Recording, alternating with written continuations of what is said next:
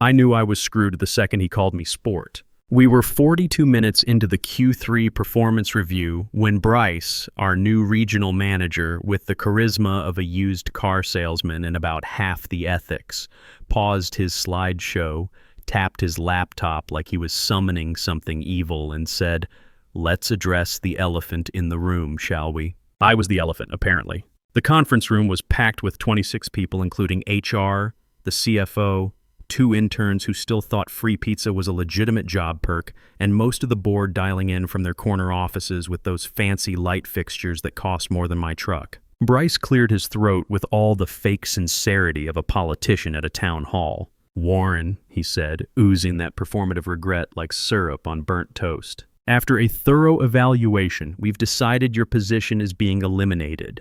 Effective immediately. No warning, no private conversation, no dignity. Just a bullet to the head wrapped in a PowerPoint transition and that smug smile he always wore when he thought he was being clever. 18 years with this company. Started as a junior compliance officer straight out of the Army, back when the office still had those beige computers and coffee that could strip paint. Worked my way up through 3 different reorganizations, 2 mergers, and more layoffs than I care to count. I'd trained half the people in that room, including the intern, who was now staring at her shoes, like she wished she could disappear through the floor. 18 years of showing up early, staying late, reading every policy update, and fixing other people's mistakes. My daughter Sarah got her Stanford acceptance letter 2 months ago. Full tuition, no scholarship. My son Tommy's got an orthodontist appointment next week that'll cost more than most people's rent. The mortgage has 12 more years on it, and my wife Linda's been talking about finally taking that trip to Ireland we've been planning since our honeymoon. And this guy thinks he can erase me with a slide deck. See, here's what you need to know about guys like Bryce. They show up with their fancy degrees and their buzzword vocabularies, thinking they can run a place they've never actually worked. Bryce had been with us for exactly 4 months, brought in from some consulting firm to optimize operational efficiency. That's corporate speak for fire people to make the numbers look better. He'd been making changes from day one, the kind that look good in quarterly reports but make no sense if you actually understand how the business works. Cut the training budget by 30%, then wondered why our customer service scores dropped. Eliminated the overtime approval process, then acted surprised when projects started missing deadlines. But I didn't argue in that meeting. Didn't make a scene. Just nodded once and started packing my things while Bryce moved on to revenue forecasts like nothing happened. The thing about being former military is you learn when to fight and when to wait for better terrain. My access badge stopped working before I made it to the parking lot.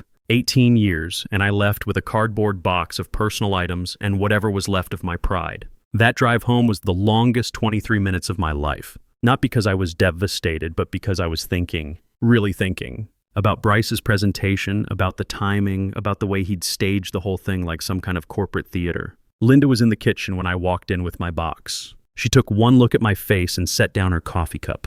"They let you go?" Bryce did, in front of the whole team. She sat down at the kitchen table, the one we'd bought when Tommy was still in diapers. "What are we going to do?"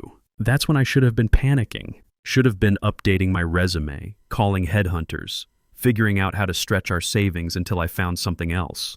Instead, I found myself thinking about something that happened a month ago. I'd been in a cross-department compliance review, the kind of meeting that makes watching paint dry seem exciting. The HR director, lazy as always, had attached the full executive compensation PDF to the meeting notes instead of the redacted version that most of us were supposed to see. Now, most people would have skimmed right past that attachment, maybe not even opened it. But here's the thing about me, I actually read the boring stuff, always have. In the Army, I was the guy who read the entire manual cover to cover, not just the parts that applied to my job. It saved my ass more times than I can count. So I downloaded that PDF. Didn't really know why at the time, just one of those instincts. Filed it away in my random docs folder and forgot about it. Until now. "Give me an hour," I told Linda. "I need to check something." I went out to the garage, cracked a beer, and fired up my laptop. The garage is where I do my real thinking. Got my '89 Mustang out there, the one I've been restoring for the past 5 years. There's something about working with your hands, fixing something that's actually broken, that helps your mind work better. Found the PDF right where I'd left it. Executive compensation adjustments, Q2 to Q4. The kind of title designed to make your eyes glaze over. Clicked it open and started reading. There was Bryce's name listed as regional manager, performance track. $3 million bonus. $3 million for 4 months of work. But it was the fine print that caught my attention. There was this little asterisk next to his bonus amount referencing Section 4B of the Executive Incentive Agreement. Most people would have stopped reading right there. Corporate legal language is like a sleeping pill for most folks. Not me.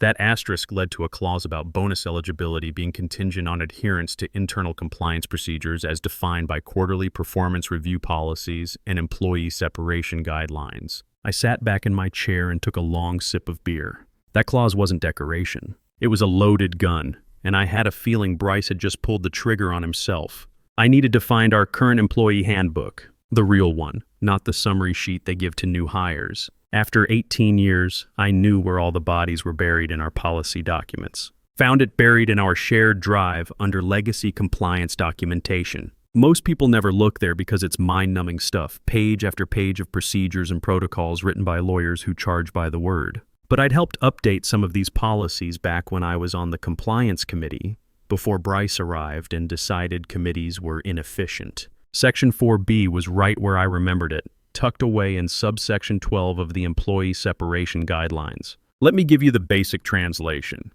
If any executive-level employee fires someone without following proper procedure, meaning private meetings, documented performance issues, HR review, legal sign-off, then that executive forfeits any pending bonus for that quarter. The rule was put in place after a lawsuit 5 years back when some hotshot VP fired 3 people in a department meeting just to make a point about accountability. Cost the company $2 million in settlement fees. The board decided they didn't want managers using terminations as power plays anymore. Bryce had violated every single requirement. No private meeting. He'd fired me in front of 26 people. No documented performance issues. My last 3 reviews were all meets or exceeds expectations. No HR consultation. They looked just as surprised as everyone else. And definitely no legal review. I could check the server logs to prove that. I sat back and finished my beer. $3 million gone because he wanted to look tough in front of the board. But here's the thing. I couldn't just march back in there waving this policy around like a victory flag. That would tip him off, maybe give him a chance to cover his tracks or claim there was some misunderstanding. No, this needed to be surgical, patient, the kind of long-term thinking that separates guys like me from guys like Bryce. So I went full ghost mode. Didn't update my LinkedIn profile. Didn't call anyone to complain or ask for job leads. Let people assume I was sitting at home feeling sorry for myself, maybe sending out resumes and drinking too much. Meanwhile, I was building a case that would make a prosecutor jealous. I opened a new spreadsheet on my laptop and labeled it Project Documentation. Started logging everything I could remember from the past month. Meeting dates, email timestamps, policy violations. Every interaction I'd had with Bryce, every witness who'd been in that conference room. Then I did something most people don't know you can do. I accessed my old company email account. See, our IT department moves slower than Congress. When someone gets terminated, they lock the account but don't actually delete it for 30 days. Security protocol in case there are any disputes or legal issues. And because I still had that old training account with elevated permissions, the one I'd set up 2 years ago when I was running new employee orientations, nobody had remembered to revoke my system access. I spent the next 3 days going through everything.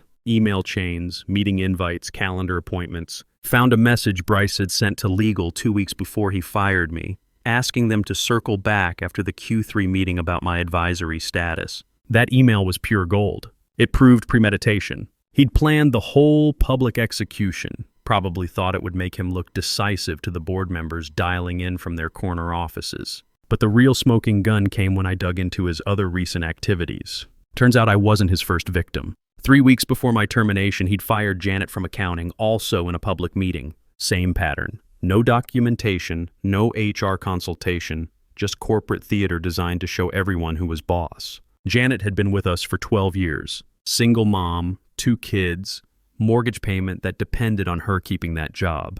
She'd taken a severance package and signed a non-disclosure agreement.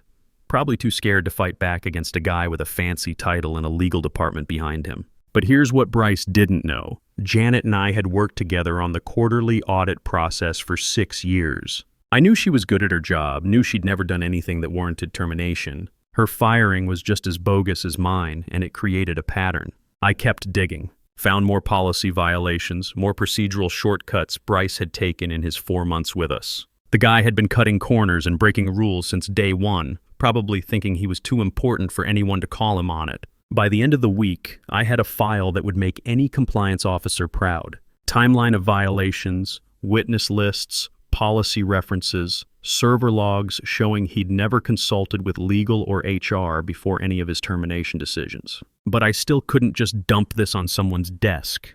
Bryce had built relationships with the right people, had the board thinking he was some kind of turnaround specialist. If I came forward looking like a disgruntled ex-employee with an axe to grind, they'd dismiss me before I got to the good stuff.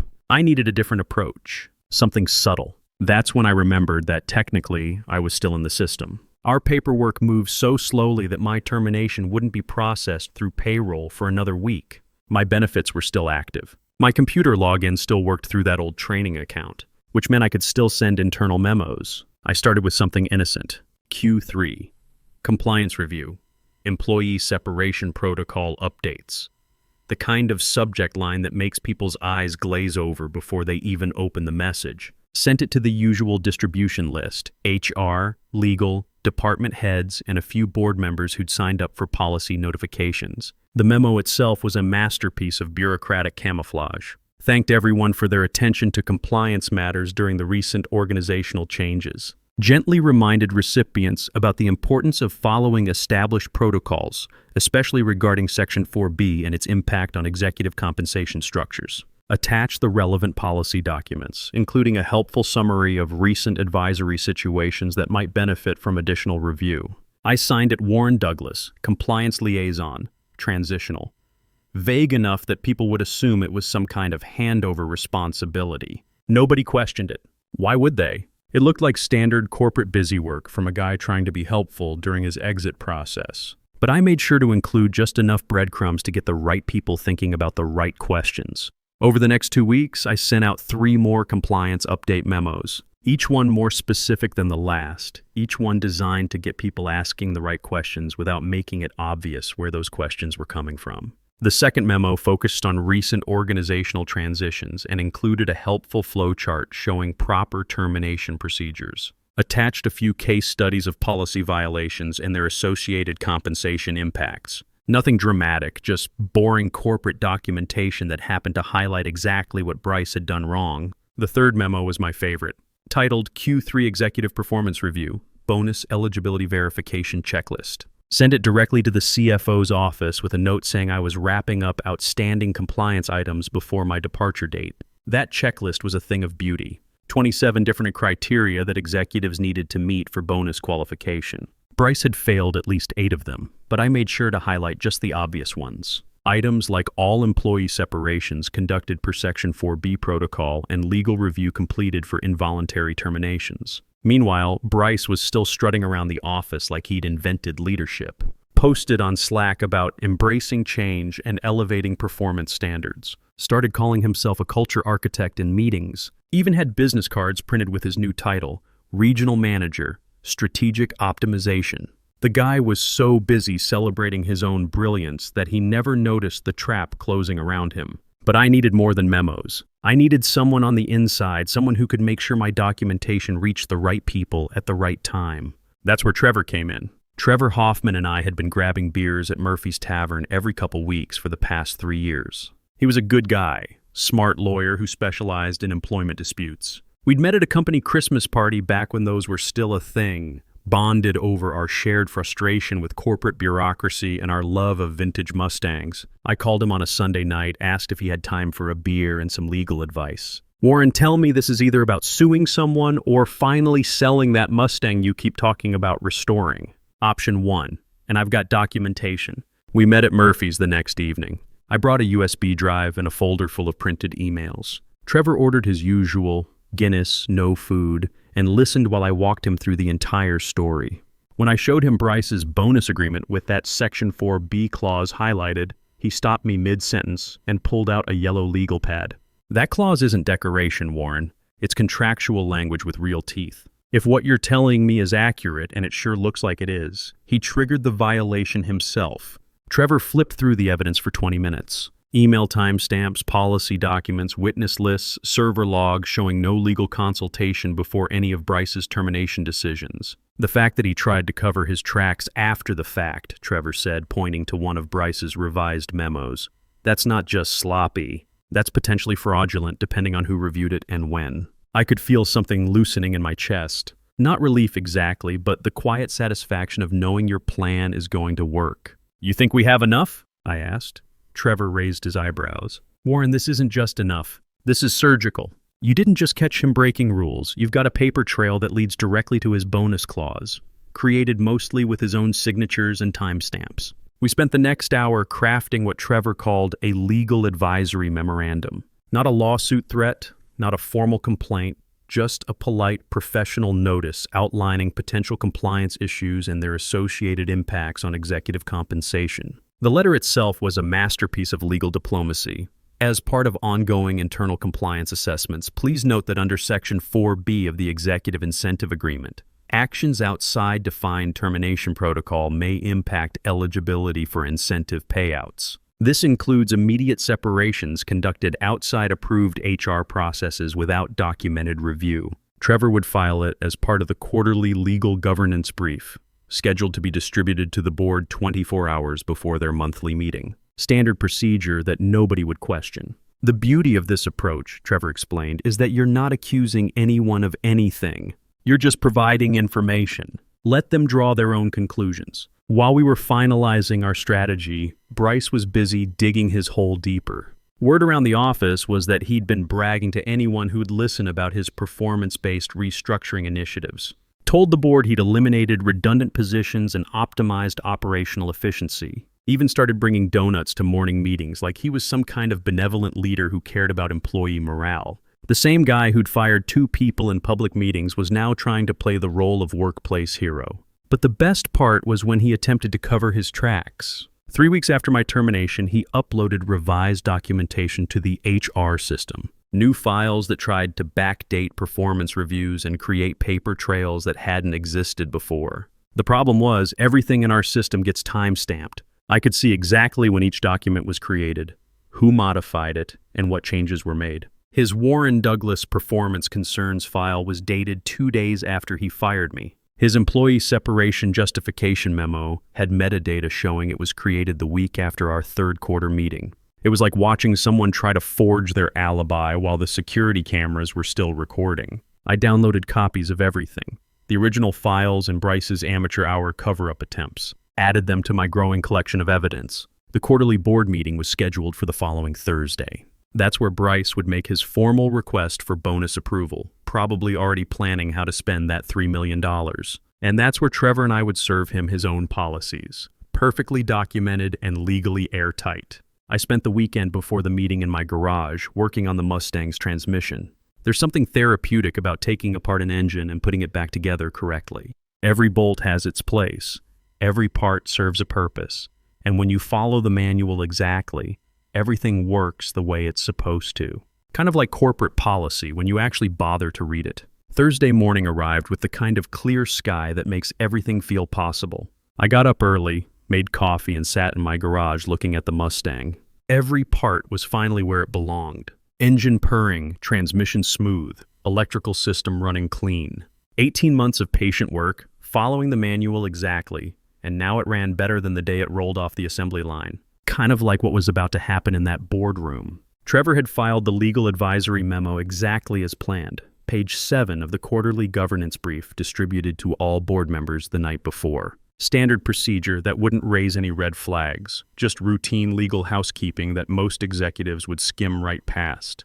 But not the CFO, not the board chair. These were people who'd been burned before by executives who thought rules were suggestions. I showered, put on my best suit, the navy one Linda bought me for Sarah's high school graduation, and drove to the office for what I figured would be the last time as an employee. Bryce walked into that boardroom like he was accepting a Grammy. Hair perfect, smile loaded and ready, carrying coffee for everyone from that overpriced place downtown. The kind of performative generosity he thought made him look like a leader who cared about people. The conference room looked exactly the same as it had 3 weeks ago when he'd fired me. Same gray walls, same abstract art that cost too much and meant nothing, same polished table that reflected the overhead lights like a mirror. But the energy was different, quieter, more focused. I took my seat 3 chairs down from the head of the table, opened my tablet, and kept my face neutral. Around the room, board members were settling in with their coffee and their copies of the governance brief. Most of them had that early meeting look, slightly glazed, mentally preparing to sit through another round of PowerPoint presentations and budget forecasts. Bryce started with his usual opening joke. "Don't worry, I brought coffee, not termination letters this time." A few polite chuckles from people who probably hadn't read page 7 yet. Then came the presentation. Q3 performance metrics, cost reduction achievements, operational efficiency improvements. The same corporate buzzword parade he'd been running for weeks.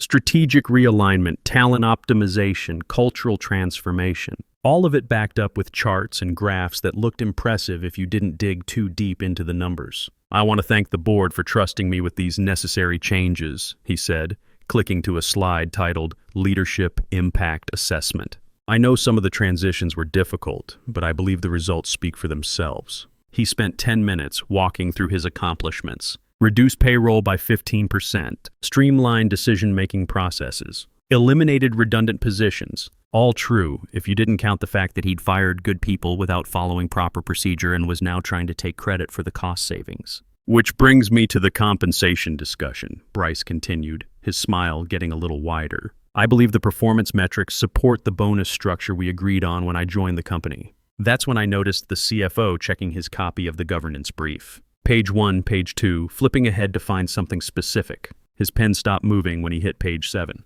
Bryce was still talking, something about Q4 initiatives and scaling his proven methodologies across other regions, when the door opened. Marion, the board chair's executive assistant, walked in with a manila folder. She moved quickly to the CEO's chair, whispered something I couldn't hear, and handed him the folder before stepping back against the wall. The room shifted. You could feel it, like air pressure dropping before a storm. The CEO opened the folder and started reading. His face didn't change, but his pen stopped moving. Page 1, page 2, then slower as he worked through the legal language. When he reached the attached documentation, I saw his jaw tighten just slightly. Bryce was mid-sentence about cross-functional synergy optimization when the CEO held up his hand. Let's pause there for a moment. The air got thick. Conversations like this don't happen in boardrooms unless someone's about to get fired or indicted. The CEO turned to our legal counsel, a sharp woman named Patricia who'd been with the company longer than anyone except me.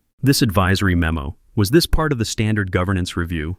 Patricia adjusted her glasses and nodded. "Yes, submitted with the Q3 brief. Page 7 references, Section 4B compliance issues flagged during routine policy review." Bryce blinked. "What compliance issues?" The CEO didn't smile. He set the folder on the table like it weighed 50 pounds and looked directly at Bryce for the first time since the meeting started. "Issues related to executive compensation eligibility and adherence to termination protocols." I watched Bryce's face process that sentence. Confusion first, then recognition, then something that looked like panic trying to disguise itself as confidence. "I'm not sure what you're referring to," Bryce said, his voice just a little higher than usual. "All personnel actions were handled appropriately." The CEO turned toward me. "Warren, you're still here in a transitional capacity. Can you clarify the circumstances of your departure?" Every eye in the room locked onto me. I looked up slowly, keeping my voice level and factual. "I was terminated during the Q3 performance meeting in front of 26 staff members without prior notice, documented performance issues, HR consultation, or legal review. The entire proceeding was recorded per company policy." The words hung in the air like smoke. No drama, no emotion, just facts that couldn't be argued with. Bryce tried to laugh it off. "Well, that's one interpretation. There's obviously more context to the situation." Patricia, our legal counsel, was now flipping through her own copy of the governance brief. "Did legal approve that termination procedure?" Bryce looked around the room like he'd lost his car keys. "I assumed the proper protocols were followed. I delegated compliance verification to HR." "Which HR representative handled the review?" the CFO asked. Silence. "The kind that costs $3 million. "We'll need to examine this more closely," the CEO said. "In the meantime, let's table the compensation discussion pending review." That's when Bryce realized his house was on fire. "Wait," he said, leaning forward. "This seems like a misunderstanding. Warren's situation was handled appropriately within management discretion. The CEO reached for the intercom button. "Trevor Hoffman, please join us." Game over. Trevor walked in 90 seconds later carrying his trademark manila folder. Black suit, red tie, no expression. He took the empty chair next to me without acknowledgement and slid his folder across the table. Inside were copies of everything. Bryce's bonus agreement with Section 4B highlighted in orange. Screenshots of our Q3 meeting transcript with timestamps. Server logs showing no legal consultation before any recent terminations. Email evidence of his attempted cover-up. And a legal summary that was simple and devastating. Based on documented evidence, executive actions constitute clear violation of Section 4B protocols. Bonus eligibility is therefore nullified per contract language. The CEO read Trevor's memo twice. When he looked up, his expression said everything. "You planned this. You waited, and now we're here." I gave him nothing back. No smirk, no satisfaction, just professional calm. Bryce broke the silence with desperation creeping into his voice. "This feels retaliatory. He orchestrated this whole situation." I looked at him for the first time since walking into the room. "I followed company policy," I said quietly. "You didn't." The CEO closed both folders and delivered the sentence that ended Bryce's career. "Per documented violations of Section 4B, your Q3 bonus eligibility is voided effective immediately. $3 million. Gone." Bryce tried to speak, couldn't find words, then tried again. Nothing came out but air. Board members started gathering their papers. Someone asked about transition planning. Another voice mentioned HR protocols for executive departures. I walked out of that building for the last time and drove straight to Murphy's Tavern. Ordered a beer, sat by the window, and watched the corporate world continue turning without me. My phone buzzed. Text from Linda. Sarah called. "She's so proud of you." Another from Trevor. "Justice served. Drinks on me next time." I smiled, finished my beer, and thought about that Mustang waiting in my garage. Every part in its proper place, running exactly the way it was designed to. Sometimes the system works perfectly when you know how to read the manual.